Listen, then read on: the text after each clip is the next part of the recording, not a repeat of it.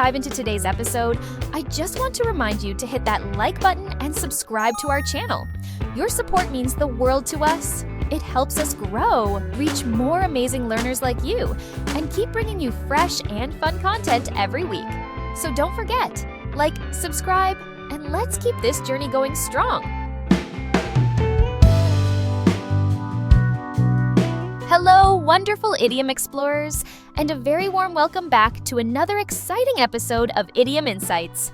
I'm Emma, your enthusiastic guide, and I'm absolutely thrilled to be here with you again, ready to delve into the fascinating nuances of some more common English phrases. It's always a pleasure to share this learning journey with you as we navigate the colorful world of English. And I'm Jack, your co-host and ever-curious word detective, here to help unravel the meanings and perhaps share a chuckle or two as we explore the rich landscape of idiomatic English. It's wonderful to be back in the Idiom Insights studio, Emma, and a big hello to all our fantastic listeners around the world. Thanks for tuning in for another dose of idiom discovery. It's always a joy, Jack. Today, we've selected 4 incredibly useful and vivid idioms that you'll undoubtedly encounter in everyday English. Understanding these will not only significantly boost your comprehension, but also provide you with more natural and expressive ways to communicate your own thoughts and observations. These phrases cover waking up cheerfully, using the worst options, being skeptical, and waiting impatiently. A truly excellent and varied mix today, Emma. These are idioms that really add character and depth to conversation. Here are the 4 idioms we'll be diving into in this episode of Idiom Insights. First, a cheerful call to wake up and get out of bed, rise and shine. Second, an idiom for being forced to use the last and worst options because nothing better is available. Scrape the bottom of the barrel. Third, a phrase for viewing something with skepticism or not taking it too literally. Take it with a grain of salt. And finally, an expression for impatiently watching time pass, especially when waiting for something to end. Watch the clock. Those are all fantastic and very common idioms, Jack. Each one paints a very clear picture and is used frequently, so understanding them will be incredibly beneficial for our listeners as they engage in English conversations and encounter these phrases in media. I couldn't agree more. They're all very practical and insightful. And before we delve into the intricacies of our first idiom, a quick and sincere request from both of us here at Idiom Insights. If you're finding these episodes valuable for your English learning journey and you enjoy our explorations, please take a moment to subscribe or follow our podcast on your preferred listening platform. Yes, subscribing is the best way to ensure you don't miss any of our future idiom adventures and linguistic discoveries. And if you're feeling extra supportive, a like or a positive rating on your podcast platform truly helps other English learners discover Idiom Insights. We are so grateful for your engagement and continued support. It really fuels our passion for this. It genuinely makes a massive difference. Thank you all for being part of our community. Right then, Emma, are you ready for our first idiom, which sounds like a cheerful morning greeting? Let's do it! Our first idiom for this episode of Idiom Insights is rise and shine. Rise and shine. This is a very upbeat and positive phrase. What exactly does it mean when you tell someone to rise and shine, Emma? It is indeed a very cheerful expression, Jack. Rise and shine is an enthusiastic and often playful way to tell someone to wake up, get out of bed, and start their day, usually with energy and a good attitude. Rise means to get up, and shine refers to being alert, bright, and cheerful, like the sun shining. Ah, so it's more than just wake up. It's wake up and be happy and energetic. You might say it to your children in the morning to try and get them out of bed in a good mood for school. Like, come on, sleepyheads, rise and shine. A beautiful day is waiting. Precisely. Or a particularly cheerful person might say it to their colleagues when they arrive at work in the morning. It's meant to be encouraging and to promote a positive start to the day. It has a slightly old-fashioned, wholesome feel to it, but it's still commonly used, often with a smile. It sounds like something a very energetic morning person would say. Perhaps not what a grumpy, non-morning person wants to hear first thing. That can be true. The effectiveness might depend on the recipient's mood, but the intention behind it is generally positive and encouraging, to greet the new day with vigor and a good spirit. It's often used in a slightly jocular or traditional way. So, if you're on a camping trip and you're the first one awake, you might try to rouse your sleepy friends by cheerfully calling out, "Rise and shine, everyone! Time for breakfast by the fire!" Exactly.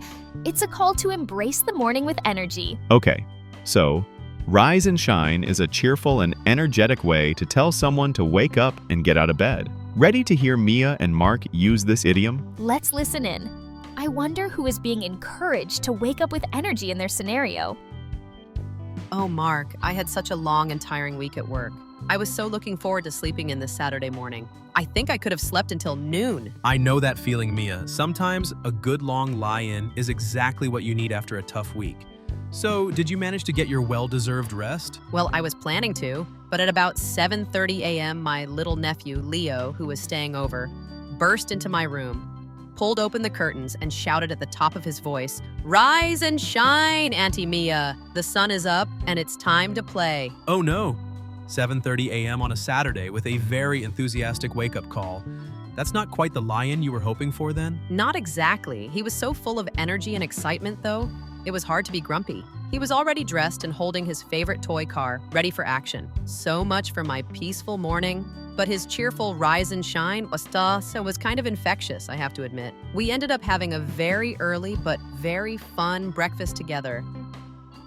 That was a lovely example. Mia's nephew used rise and shine in a very energetic and cheerful way to wake her up, perfectly capturing the enthusiastic and playful spirit of the idiom, even if it did disrupt Mia's planned lie-in. Exactly.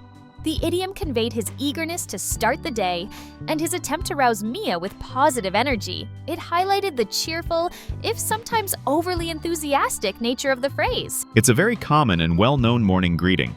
It is.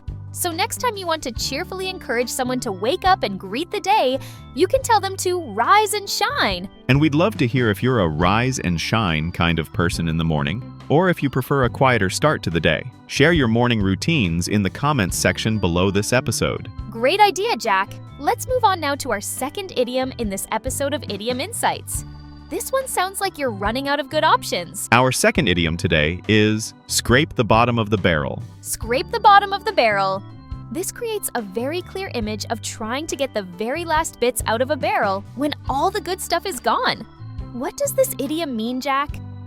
You've got the image perfectly, Emma. To scrape the bottom of the barrel means to be forced to use the last and worst quality options, choices, or people available because all the better ones have already been used, taken, or are no longer available. It implies that you are left with only the most undesirable or least suitable choices because there's nothing else left. So it's about having to resort to the very worst remaining options because all the good ones are gone. If a company is trying to hire for a position and all the best candidates have already accepted other jobs, they might feel they are scraping the bottom of the barrel with the few remaining applicants who are much less qualified. Precisely. Or if a sports team has many injured players and has to bring in very inexperienced or low-skilled reserve players to make up the numbers, they are scraping the bottom of the barrel. It suggests a situation of desperation or very limited choices, where you are forced to accept something far below the desired standard. It definitely has a negative connotation, implying that what you are left with is of very poor quality or highly undesirable. It's a sign that you're out of good alternatives. Yes, it usually indicates that the quality of options has severely declined. You might use it if you're looking for a specific item in a shop, and all the good ones are sold out, so you're left choosing from the slightly damaged or least appealing ones. You're scraping the bottom of the barrel. So, if a writer is desperate for ideas for an article and starts considering very old, unoriginal, or trivial topics, they might feel they are scraping the bottom of the barrel for content. Exactly. They're resorting to the least inspiring options. So, to scrape the bottom of the barrel means to be forced to use the last and worst quality options or choices available because the better ones are gone. Ready to hear Mia and Mark use this idiom? Let's listen in. I wonder what situation has left one of them with only poor choices. Mia, I'm trying to find a decent caterer for our company's summer party, but I've left it a bit late, and it seems all the really good, well-known catering companies are already fully booked for that weekend. Oh no, Mark. The summer party is only a few weeks away. Finding a good caterer at such short notice can be really difficult, especially during the busy summer season. What options do you have left? Well, I've been calling around all day, and the only caterers who still have availability are ones I've never heard of, or ones with some pretty terrible online reviews. I looked at a few of their sample menus, and the food options look very uninspiring and a bit questionable. That doesn't sound good at all. So you're saying you're really struggling to find anyone decent? And the only ones left are not very appealing? Exactly. I feel like I'm completely scraping the bottom of the barrel at this point. The choices are either incredibly expensive for what they offer, or they have reviews mentioning poor food quality and unreliable service. I'm starting to panic that we won't find anyone suitable in time and the party will be a disaster. That dialogue clearly illustrates the idiom. Mark described his desperate search for a caterer, explaining that he was scraping the bottom of the barrel because all the good options were gone, leaving him with only undesirable or poor quality choices. Precisely. The idiom conveyed his frustration and the low quality of the remaining available options, highlighting his difficult situation due to leaving the booking too late. It's a very common and descriptive phrase for being left with only the worst choices. It is. So next time you are forced to use the last and worst options because nothing better is available, you might feel you are scraping the bottom of the barrel. And we'd love to hear if you've ever had to scrape the bottom of the barrel. What was the situation? And what were you forced to choose? Share your experiences in the comments below this episode. Wonderful idea, Jack. Let's move on now to our third idiom in this episode of Idiom Insights. This one is about skepticism. Our third idiom for today is, take it with a grain of salt. Take it with a grain of salt. This is another interesting one. Why a grain of salt? What does it mean to take something with a grain of salt, Jack? It is an intriguing phrase, Emma. To take something with a grain of salt, or take something with a pinch of salt in British English, means to view something, a statement, a piece of information, or a claim, with a degree of skepticism or doubt. It means not to believe it completely or literally, because it might be exaggerated, biased, or not entirely true. The grain of salt symbolizes that small amount of reservation or skepticism you should apply. So it's about not accepting information uncritically, but maintaining a healthy level of doubt, especially if the source might not be entirely reliable or the information seems too good to be true.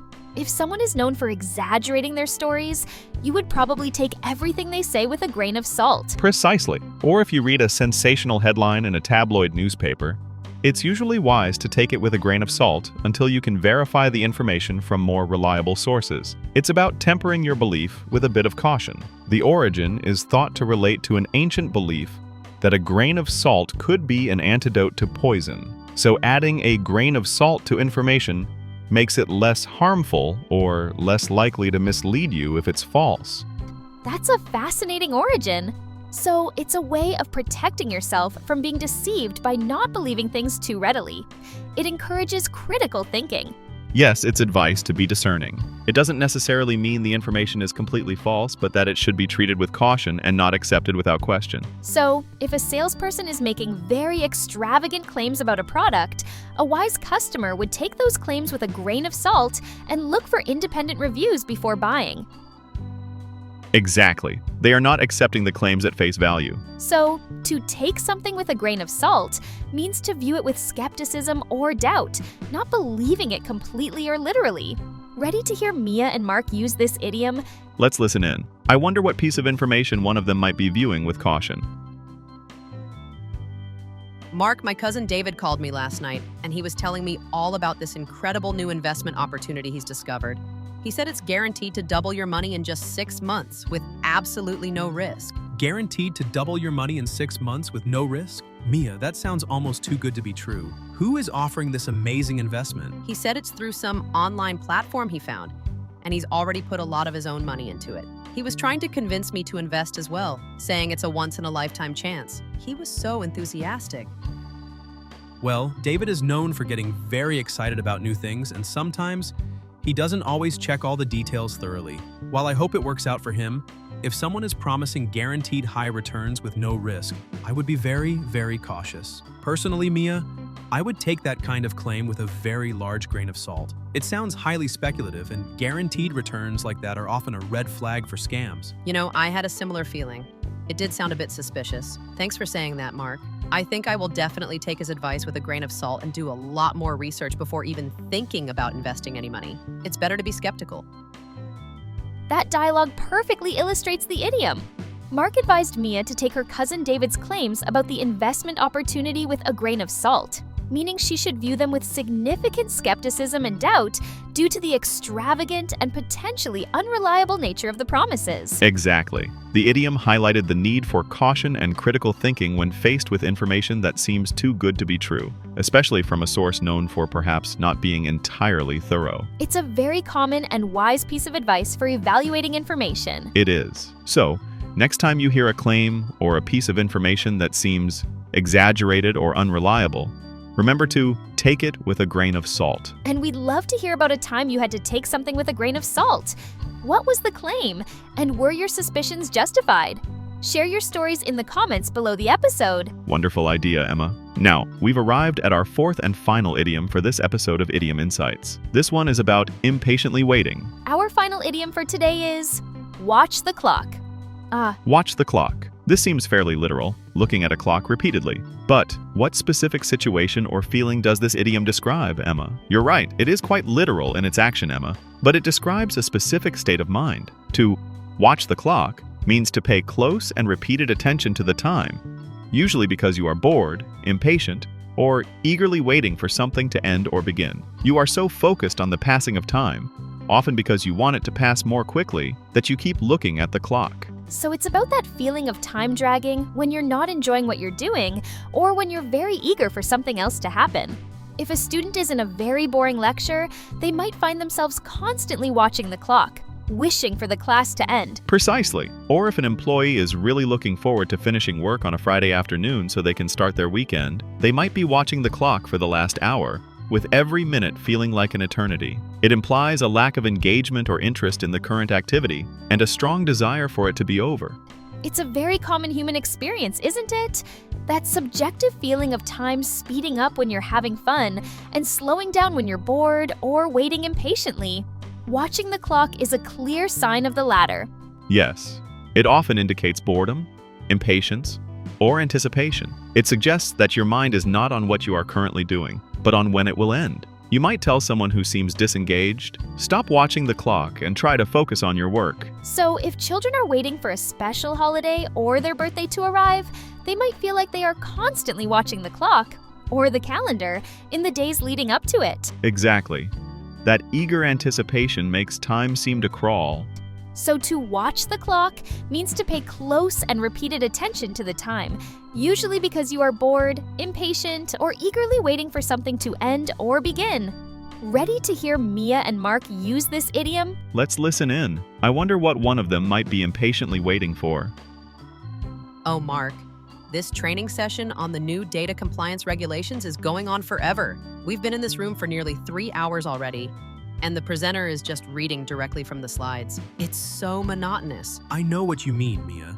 It's not the most exciting topic, is it? And the presenter isn't exactly making it engaging. I keep looking at my watch, hoping it's nearly over. Me too. I've been watching the clock for the past hour, and it feels like time is actually moving backwards. I think I've counted every single tick. I have so much real work piling up on my desk that I need to get back to. It's always a bad sign when you find yourself watching the clock in a meeting or a training session. It means you've completely lost focus on the content.